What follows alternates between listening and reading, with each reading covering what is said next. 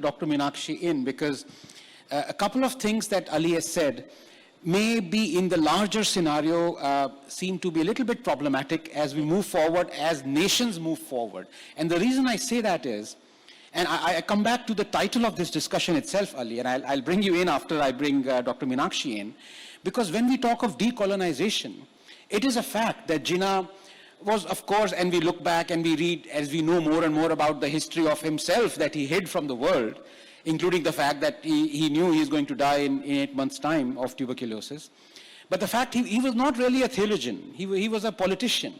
And he won, I would say, because he was a politician. I think the British understood that, and they were scared of that. But the fact is, decolonization, so you can say in one aspect, he decolonized that part of India that broke away to Pakistan, and he got it.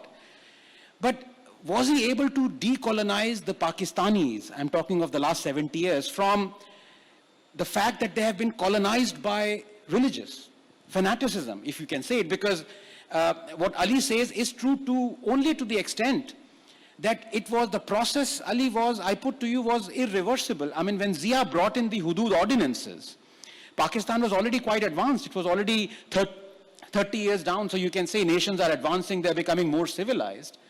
But in fact, he harked back to, 1,000 years. And now that process is now irreversible. And we know it for a fact. Pakistan is not going to progress. It has been shackled. So when we talk, Dr. Jain, of decolonization, do we not misunderstand it most times that we meaning to be, it's a political end or it's like an empire? That thought process has been decolonized, and we are afraid to really, address the elephant in the room, which is religion or Islam itself. Absolutely. One or two important points that you have raised. I want to say that, this notion that has been put forward by Mr. Ali, that Hindu identity, Muslim identity went on changing with the time. As a student of history, I cannot agree with that. Right from the time of the advent of Islam into the subcontinent, this religious factor was operative. And in the minds of the Arabs and Turks who came to India, they were very clear that the rest of the people are kafirs. And they have to be treated differently. They have to be paying the jizya. They have to be given minimal representation in government. Their sacred sites and sacred structures do not have to be respected. They have to be vandalized. So much so that in the entire North India, in the 18th century, there was hardly a standing temple left. So the entire North India, what we see Banaras today, is a recreation of by the Marathas in the 18th century. So to say that there was no sense of Hindu identity or no sense of Muslim identity, it does not go with the facts of history as I have understood them. So, all the rulers of the Sultanate period and the Mughal period, with the exception of one or two, they indulged in wanton destruction of temples. So it is, and why, if there was no sense of a Muslim identity, and if they did not have a view of the other, the kafir, then why would they indulge in all this?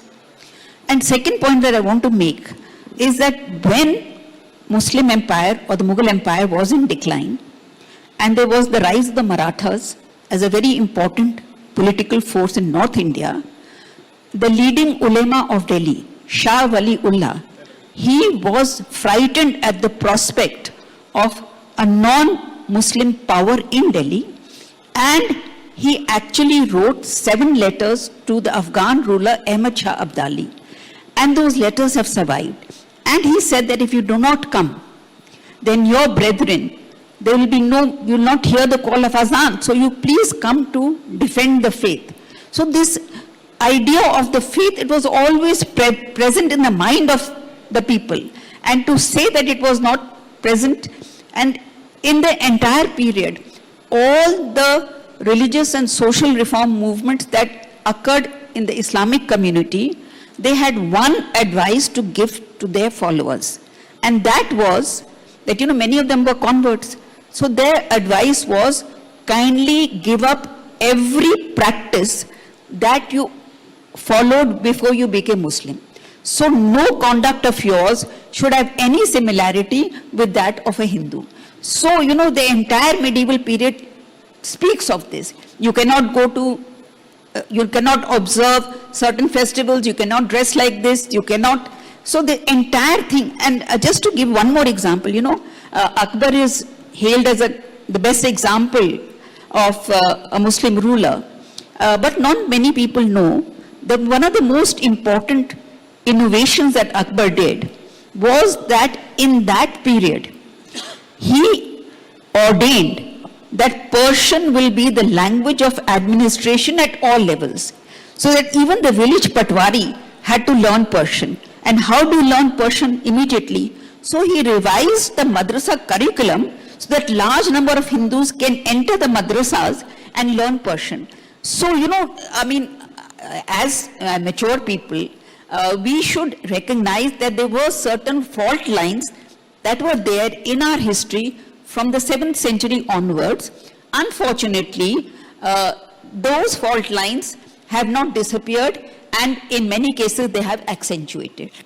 No religious reform movement or social reform movement in Islam from the 18th, 19th century said reduce the barriers. It said strengthen the barriers. Strengthen your Muslim identity. Discard any kafir practice that you may be unwittingly following. So, there are so many leaders of the Muslim period, religious reform leaders who said that don't follow this. And the whole thing was to make Islam as conservative as possible. In the 18th and 19th century, every reform movement wanted to strengthen the conservative trend in Islam. But do we not see, before I come to Jaisai, just a supplementary short thing. I mentioned about that photograph of Jinnah with 100 women. Yes. They are all wearing saris. None of them is wearing a burqa or a hijab. So when you say, you talk of those times and you're talking about the whole idea was to become more and more conservative. Yes. We don't really see that. Of course, in East Pakistan, still we see a lot of Muslim, in fact, most Muslim women wearing saris and not, but in those times, none of them were wearing burqas or hijab or something. So this political transformation of going back or becoming more and more conservative was certainly not 100 years old, is it? Or no, it's possible. I have not seen the burqa thing, but I've read the teachings of the religious leaders, and they all said become more and more conservative in your behavior. Right. Ali, yes, I see you raising your hand. In fact, if you disagree with Dr. Jain, I will give you ample opportunity to rebut, and I want you to rebut. We want it to be as controversial a debate as possible. Well, in a nice jovial manner. But now I come to Sai because I have, the question I wanted to ask you, Sai, I have actually, through the passages of Ali and Dr. Jain talking about this thing, I've added a couple of things to it.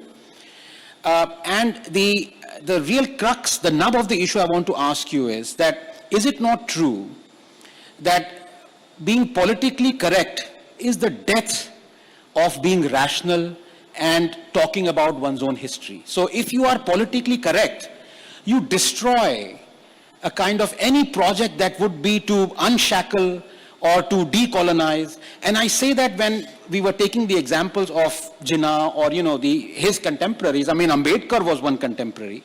We hardly, it's only in the last 7 or 8 years that we've come to know about his views of Islam. If there was one person who was not politically correct, it was Ambedkar. And I'm sure if there were as much ire for, or punishment, demand for punishment for blasphemy, he would have been the first one to be beheaded for his views. They're really incredible to that level. So that is question number one.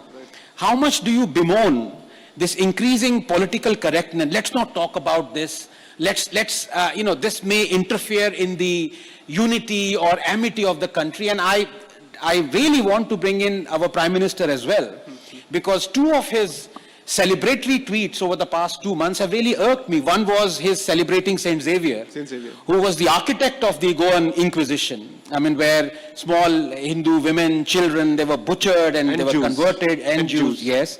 And the second was, I think, Chishti, when he venerated him, ignoring the kind of ruthlessness of not only of Chishti, but also of a lot of Sufi kings, including the one in Kashmir. So, I mean, when our own Prime Minister is indulging in this political correctness, I'm assuming he's not ignorant of the crimes of the Sufis and of Saint Xavier. Then who are we to talk about that, you know, let us have the common man to improve and open their eyes when the Prime Minister himself is indulging in this? So I have a response to what Dr. Ali Sure, said, and I'll build on what Dr. Jain has submitted. And here's a spoiler alert. I've just completed 50% of my second book, and it traces all the connections starting from the movement of Shah Waliullah Dehlavi, whose father Abdur Rahim was one of the compilers of Fatwa Alamgiri under Aurangzeb, and who founded what is known as Madrasa-e-Rahimiyya in Delhi. From there until Sayyid Ahmad Khan, what is the connection is what 50,000 words is what I've spent in the book right now, 3 chapters. Effectively capturing this entire journey. I'll just come to that in a minute. Let's start from your point. The fact that the country's head could perhaps take a slightly more lenient and accommodative approach towards those who've been brutal and ruthless and cruel to the native identity or the native culture, let's not call it identity, native consciousness, so to speak, also reflects why history should start with the society as opposed to the state. This is where perhaps, where Dr. Jain and Dr. Ali meet. He started off by making the submission that the moment the state becomes the repository and the prime mover of the act of decolonization, you obviously are moving towards a political end, and therefore there is a certain degree of cutting corners with facts and logic, and therefore there is an agenda that's being pushed. And let's be honest, the Indian state has. That's exactly what I was coming to. So, what Indian decolonization of history is actually doing is to take it back from the state, simply because for the last 70 years, a specific dispensation with a very specific bent of mind, which is the Nehruvian Marxist dispensation, has pushed history in a certain direction, regardless of, and I mean without regard for history and facts. Therefore, the current response, so to speak, is from the society, and therefore it is truly more decolonial in that particular sense. Second, I think Dr. Ali, given his submissions, I'd say has been very intelligent in drawing a false symmetry between all religions and all thought processes, which I fundamentally disagree with. Therefore, his fundamental submission has been, Pakistan was founded on the basis of bringing back Islam in its purity and pristine form. That's exactly the language used by Shah Waliullah Dehlavi, by the way. And he had a problem with 2 people, Hindus as well as Shias. He makes it abundantly clear. When he writes letters to Abdali starting from 1757 onwards, when he sacked Mathura, he expresses satisfaction at the destruction of Mathura, but is unhappy with the sack of Delhi, because he lives there.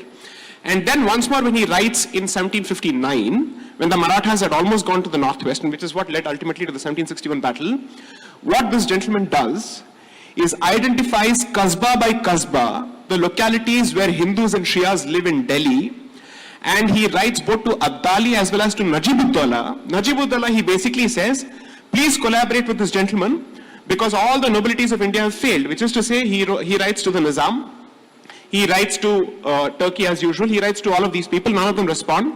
This gentleman responds, or rather he doesn't respond to Abdali, he's coming here for his own purposes.